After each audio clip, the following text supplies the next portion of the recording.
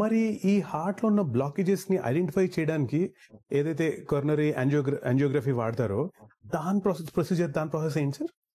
ఇదంతే. Usual గా ఏంటంటే గుండె రక్తాలను యాక్సెస్ చేయాలంటే మనకి పూర్వంలో ఏంటంటే 80s 90s అంటే తొడ రక్తాలు, ఫెమరల్ ఆర్టరీ అంటారు దీన్ని, తొడ రక్తాలని.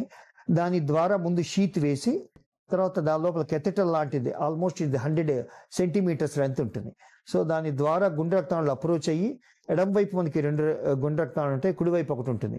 వాటిని మెడికల్ టెర్మినాలజీతో left main coronary artery, left anti descending artery, left circumflex అంటారు. కుడివైపు దాన్ని రైట్ కరోనరీ ఆర్టరీ అంటారన్నమాట. వీటిని మనం ఎంగేజ్ చేసిన తర్వాత ఈ రేడియో కాంట్రాస్ట్ ఇచ్చి దెన్ మనకి ఏంటంటే గుండె రక్తాలు క్లియర్గా కనపడతాయి అనమాట. సపోజ్ దాంట్లో కనుక బ్లాక్స్ ఉంటే వెంటనే నేరో అయిపోయినట్టు మనకు కనపడుతుంది అనమాట క్లియర్గా. ఇది మనకి 75% కన్నా ఎక్కువ ఉంటే దాన్ని టైట్ బ్లాక్ అంటారు. 20% 30% మైల్డ్ బ్లాక్స్ అంటారు అనమాట.